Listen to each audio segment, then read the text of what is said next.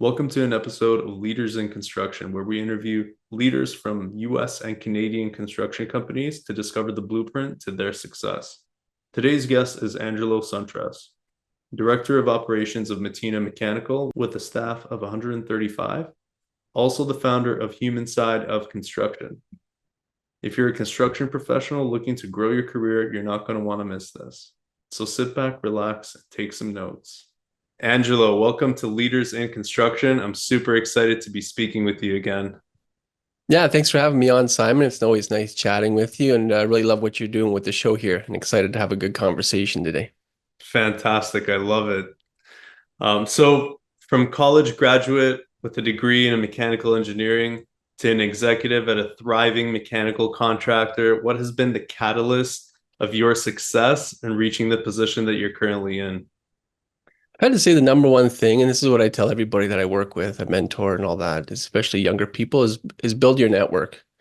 Because you never know. I mean, construction is much too vast and expansive of an industry. You're never going to know everything yourself, but it's important to find the right people who can get you the answers. And that's not to say use people and manipulate them to get what you want. You have to bring value to them too. But number one is build your network, because you never know who can open a door for you or who might put you in touch with somebody else. So that's probably the number one thing is relationships. A lot of people are kind of out for themselves, and that only gets you so far. It's like if you want to go fast, you go alone, but if you want to go far, you go with people. And having that growth mentality, I feel like that's something that there's not enough of that out there, and that's Mhm. why a lot of people are kind of struggling getting to that level because the understanding just isn't there. So Yeah, and you look at an industry like construction, and I noticed this early on in my career, everything's very technically focused, right? If you're on the tools, you learn how to use tools, you learn safe work procedures, how to wear your PPE and all this stuff. If you're in the office, if you're a PM, you learn about the RFI process, shop drawings, all this stuff, estimating, all you're working with all these tools. But the funny thing is, if you're working in construction, what are you doing most of your day? You're interacting with people. yeah. And we're seldom, if ever, taught how to do that, how to have those difficult conversations and de-escalate conflict and have, deal with difficult people, because there's a lot of difficult type of people in the industry. So, I think if you can leverage those skills, the technical side is important because you have to know the bare minimum of what you're doing, the nuts and bolts. But if you can learn how to connect with people and communicate and help other people help you, that's, a big key to success and what's worked for me and countless others I've talked to. Nice. Help me, help you, Jerry Maguire. You got it. Yeah. Lots of good quotes coming out here. Yeah. Love it. Love it. So even perfect people make mistakes. So what's a mistake you may have made in the past and learned from, of course, but that made an even like a positive shift in your trajectory to where you are today? I think there's two things that come to mind if I could share two quick anecdotes. One was you have to separate business from personal. And this was probably about 5 or 6 years into my career. There was somebody who I really looked up to and who I would consider, looking back now, he was a mentor. And we were in a meeting and he threw me under the bus. And Oh. basically, and it was totally my fault. But I felt like he kind of betrayed me a little bit. Mm. And I didn't confront him after, but I just kind of said, like, what the hell's going on? And you can't be friends with everybody, but you have to keep people accountable, right? And he Mm. kind of taught me the separation of business and personal. And that was a specific instance where there wasn't too much risk. It was a trivial thing. I was just a coordinator at the time. But no, you fast forward now, and when you're looking at different business deals and negotiating, you can't bend over backwards just because you want somebody to like you or be your friend. You have to stand Mm. your ground, be firm, and kind of put the feelings aside sometimes when it comes to business. So I kind of learned Yeah. that one the hard way. Oh, And that's cold. yeah, it was. He did me dirty, but it helped me in the long run, because sometimes you have to take those scars, right? And you learn Yeah. not only what situations to maybe avoid, but also people. Like, you look out for maybe some red flags in people, and you learn how to read things a little bit better. The other example that I learned, and this comes back to the leadership part, was I was a pretty young manager at the time. It was about 10 years ago, and it was my first real management position. And there was a team of about six estimators. Two of them, for whatever reason, didn't get along. And one of them made it's his life's mission to get the other guy fired. And I kind of treated it like, you know what, we're all grown men here. They're going to sort it out. You guys got to figure it out between the two of you. And I didn't act on it, even though I knew I should have stepped in. And I said, you know what, I stayed arm's length away. So what ended up happening, we lost both of them because we ultimately had to go the termination route with the one because it got out of hand. And the other guy had enough of the treatment he was getting, so he quit. And it soured the whole team, and it took us months to, recover and find somebody and rebuild. So the lesson there was, trust your gut. Uh, Not everybody is as responsible and accountable as you hope they would be. So as a leader, that's the tough part, is knowing when to step in, because you don't want to micromanage. But if you see things going down a path of destruction, you got to step in. It's your job. And you can't just rely on other people to solve their own problems. Well, it's like a double-edged sword. Hmm. It's a very Wow. fine line, and it's a really tough one. And now, since that happened, there's probably been instances where I've stepped in too early or maybe too quickly, but it's better to snip things in the bud than let it get out of control sometimes. Yeah, and you touched on something in that about leadership. So in a field with competing motives, because construction, like we said before, there are a lot of folks that are kind of out for themselves. And the next generation that easily loses that drive and that focus. How would you say you keep people motivated and focused to propel towards that shared goal of either project or operational or even company success? That's a very good question, and it's funny now because attention spans are getting shorter and shorter. I've noticed it even with myself. I don't know if I blame most stuff on the internet, but that's because I'm an elder millennial. So anyway, what I always try and do is you got to keep that end goal in mind, right? And sometimes you have to bring people back and zoom out and have them see the bigger picture. So in the sense of a project, sometimes you get too caught in the weeds, or some people get too focused on certain things. You pull it out and say, okay, what are we actually trying to achieve here? Stop focusing on the little steps and what's right in front of your face, and look down the road a little bit. Okay, like have a look and enjoy the forest. For specific to projects. Careers is another thing too, because what I've noticed is, and it might be an attention span thing, it might be because everybody's friends are driving yachts on Instagram, but people want to get promoted quickly, and I don't blame them, because there's nothing wrong with being ambitious and wanting to get ahead in life and make more money and have fancy titles, but you got to put the time in, and you got to be realistic about stuff. I've worked with a lot of people who come out of university and they have plans of being, they skip manager and want to be director in like 2 years. It's like, you know what? That might happen if you're a genius and your dad's the president of the company or something. But most people, you got to put the time in. And for me, that magic number I found in my career and talking to others is about 10 years. I think it takes that long in a specific role or realm, whether you're mechanical, electrical, GC, to gain the experience you need to have a fundamental understanding and be able to take it to the next step and effectively manage a team of people doing that work. Because if you don't know how to do the work itself and you don't understand it, you can be the best coach in the world, you can be the best person, interpersonal, whatever. Somebody's going to fleece you, because Yeah. you know what I mean? Because you have to know, you have to be able to smell bullshit and know the right steps in order to manage it, in my eyes. Um, so yeah, and that's a tough part, telling somebody that they're just not there yet. And those are the difficult conversations that you have to have as a leader of anything. Is it's not always sunshine and rainbows, and because a lot of times, so what happens? They'll leave the company to get that role if they really want it, Mm. and they're probably going to stress themselves out because they're going to overcommit, not know what they're doing. It's going to result in a lot of stress. So sometimes a good reality check is protect the ego there. Yeah, because that doesn't last long. Because, moving to another company, folks usually do that for a promotion, of course, and there are many that are ready for that promotion, but it's like selling yourself, over promising, and that delivery is what's going to happen or not. So Yeah. And ultimately, it's, you want to have a balanced lifestyle, right? 'Cause if you overcommit and you have to work longer hours because, you have to address the learning curve, fine. But you can't sustain that for months or years because you end up burning yourself out. You sacrifice other aspects of your life, and it's, just not sustainable. So, yeah, a little bit of patience, delayed gratification, but that's a whole different topic of psychology that I don't know if you wanted to cover today or not. Definitely, I agree with that. And social media is is not Oh, helping. that's another animal, buddy. Yeah, yeah. I think we're gonna look back in 20 years, and it's honestly it's gonna be like asbestos, because people are gonna be like, asbestos was like was before my time, your time, but oh, it was the best material ever. It's cheap, it's abundant, it has its insulating properties, it's not flammable. Oh shit, it turns out it kills you. Like I think we're gonna say the exact same thing about social media, but anyway. Is it type 1 or type 2? Yeah, exactly. Yeah, yeah. Nice. I saw an initiative that you're working on. It's called the human side of construction. I'd love to know what that is. Can you share with me that?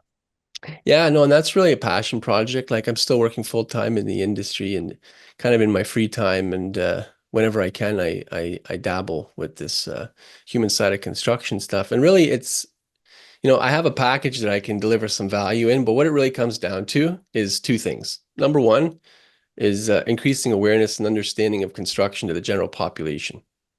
Because what's always frustrated me is, construction is ubiquitous in society and it's such an important part of every day. Yeah. But not people outside the industry have no idea what the hell's involved in it in terms of like development, designing a building, building it, commissioning, operating it. It's just people use all these things, the roads, these, the house, you and I are talking in hospitals you go to heal, offices you go to work, gyms you go to work out. It's all part of the design build process, but nobody really knows about it.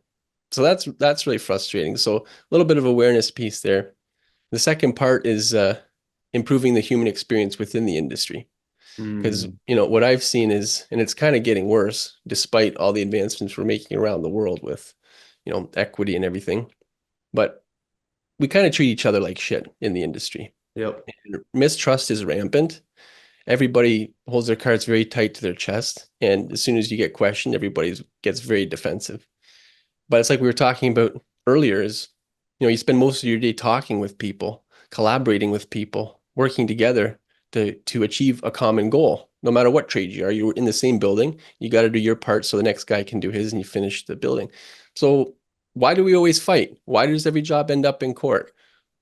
So kind of breaking down those barriers, and it really comes down to effective communication and interpersonal skills. So that's where the kind of the value comes in. I've done some coaching for like career coaching for construction professionals, and also helped companies with certain situations or strategies to better engage people and have them communicating effectively and increase productivity and all that stuff. Well, that's fantastic, Angelo. I think it's also a lot of personalities in construction. Like one project could go south because of one person Hmm. getting, disagreeing with some other person and just creating a whole sort of snowball effect. And that Yeah. root cause was that one situation, that one person who didn't like that. It's like that toxic friend, you know? Oh yeah. I don't No, know if it's friend it. or not, but No, exactly. It's a cancer, right? Because it just spreads throughout the project. And that's what's funny is, if you go long enough in a career, you'll inevitably work on two jobs that look the same on paper or similar type, but no two jobs are the same for the reason you said. There's different people. Even if you hire the same contractors and get the same owner, all this stuff, the people are going to be different because that's just how the nature of the business works. People move on, retire, go to other companies. And it really comes down to the interpersonal communication and connecting with people at a fundamental level, which just doesn't happen these days. Everything's through email, Zoom calls, phone calls, fine, they've always been around. Um, Everything comes back to the contract. Everybody gets caught in their scope, schedule, and budget, puts the blinders on. And it's like we've forgotten how to treat each other and how to work together. I always joke because I think collaboration, if you look in a construction dictionary, I think somebody took that page out. I don't know if people actually know what collaboration means. Like I've been on IPD jobs, P3, all these collaborative things. And inevitably, it's always like, oh, in the honeymoon phase, everybody's like slapping high fives. We're going on fishing trips. We're going out drinking and having a good time. And then halfway through the job, shit hits the fan and everybody puts on their boxing gloves and their GC and sub hats. And then you duke it out, oh man. unfortunately. And I'm not saying every job's like that, but I think, and the younger generation, I think, is kind of getting it. Um, I hope so, anyways. And I think the trend is changing more towards, working with people and all that stuff. But who knows? The future should be interesting in construction. Well, like I was saying too, it's the next few years I think will be really interesting. We've seen all these stats. There's a lot of talk about the labor shortage and boomers and Gen X, and in the next 10 years, most of them are going to be retired. I don't think they're going to retire because we need them. But anyway, Yeah. say they reach retirement age and they're gone. We have a huge influx of new people, but it's great to have the bodies there. But where's the knowledge going to come from? You need that. You need that knowledge and experience passed from the older, more experienced generation to the younger guys. So that kind of middle piece, what I call knowledge transfer, whatever you want to call it, is essential these days. So I think it's going to present a huge challenge, especially for leaders in construction. But where there's challenge is great opportunity. And that's where I get really excited because I've got at least 20 years left in the industry. And I'm the guy who wants to fight for a change and make things better. And as the demand for that increases, so, so does your probability of success. So this is what I always tell younger people. It might not be the best industry to be in right now. There's a labor shortage, this and that. But if you stick with it and you want to work hard for the next little bit, like the sky's the limit, buddy. Oh, There's definitely. amazing potential in construction. Yeah, and I love that the construction kind of hits like multiple levels of dopamine at the end of the day. It's like Hmm. as an estimator, winning that bid, you've contributed to the overall success of the company. Or as a superintendent or a PM, you've contributed the same level and you're looking back at the final built product, and it's extremely rewarding on multiple levels, not just Hmm. financially but also mentally, and looking back at your final product and making the client happy, making your team happy, and at the end of the day making yourself happy. It's not the most work-life balance type industry, but it's definitely extremely rewarding in many other aspects. Big time. You Yeah. know what the most rewarding thing is for me? Driving past a building and saying, I built that. That's the second best. The first best is telling my kids and having them roll their eyes because I love dad jokes and I love annoying my kids. So, but honestly, it is really rewarding. And that's the stuff that people don't talk about in construction. Because if you ask a layman, whatever you want to call it, a general population person, what do you think of when you think of construction? They're going to say, it slows down my commute to work. It's loud. It's dirty. Construction workers are degenerates. Because that's the visual of what you see, because that's people's exposure to construction is Yes. construction on the road or a bridge that's fucking them up on their way to work, Yeah. or what you see in the movies, white guys smoking cigarettes, catcalling women. That's what people think of when but there's so much more to it. That's a small part of it, don't get me wrong, but there's so much more to it. It's super rewarding, and just seeing something you built with your hands, whether you used a computer as a PM or you used a hammer as a carpenter, to build something with your hands and sit there and look at the drawing and look at the building, like you said, there's nothing like it. It's an amazing feeling. Yeah, I love that. And I think I'm going to ask this question in every podcast episode going forward, is what is some advice you wish you heard at the start of your career in construction? Yeah, no, this is a good one. It always kind of comes down to three things for me. And number one is I don't know everything, and neither do you.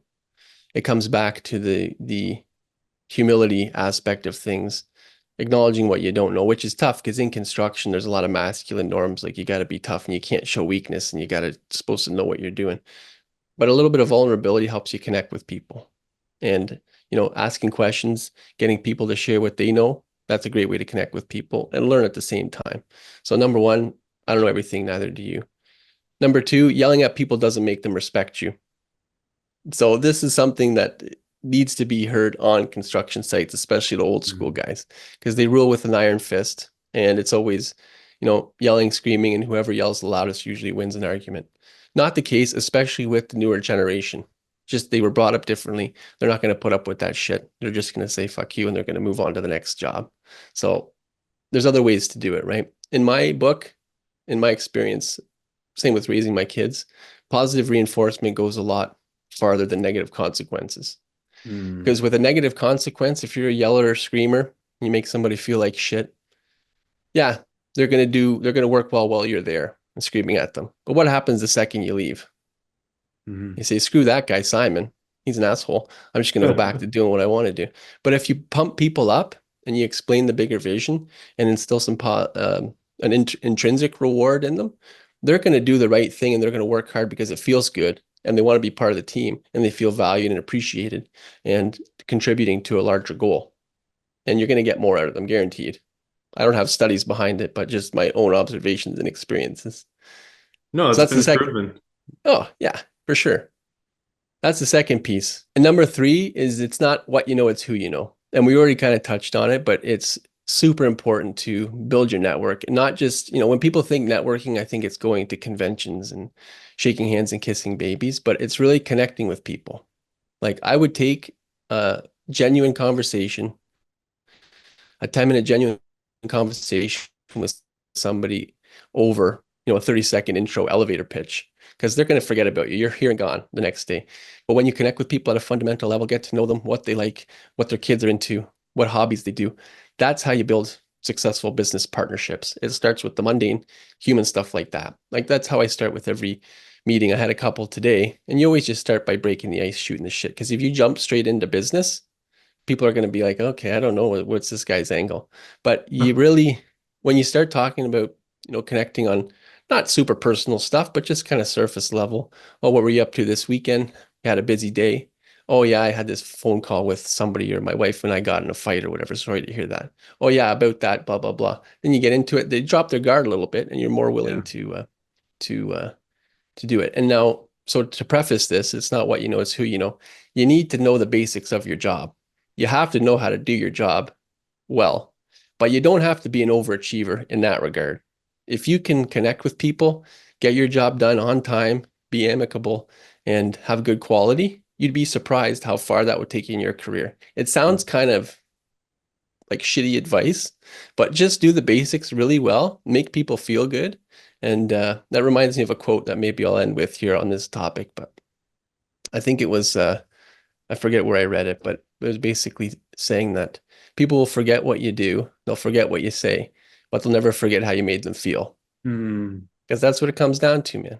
We're Yeah. humans, you feel emotion, and sometimes you meet people and you just jive with them. Like we're having a really good conversation now, we're clicking. But there's been times you talk to people and you're just like, I don't really know. This Simon guy, I'm just not clicking with him. And you might not even really be able to explain it.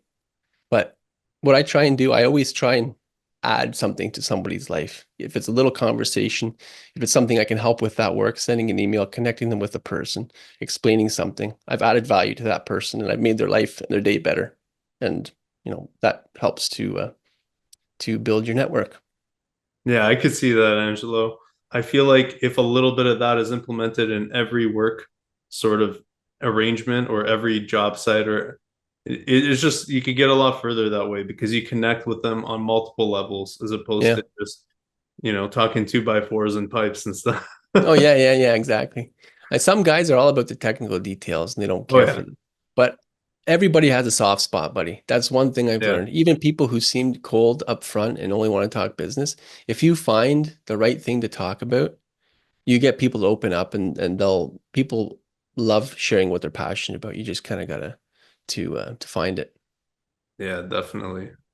It's been an absolute pleasure having you on Leaders in Construction. I love your style and approach and highlighting the human experience, which is often overlooked in construction.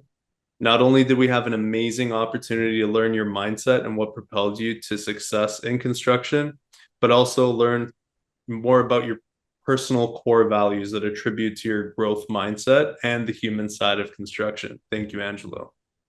Thanks again, Simon, for having me. Appreciate it and love what you're doing with the show. Amazing. Thank you so much.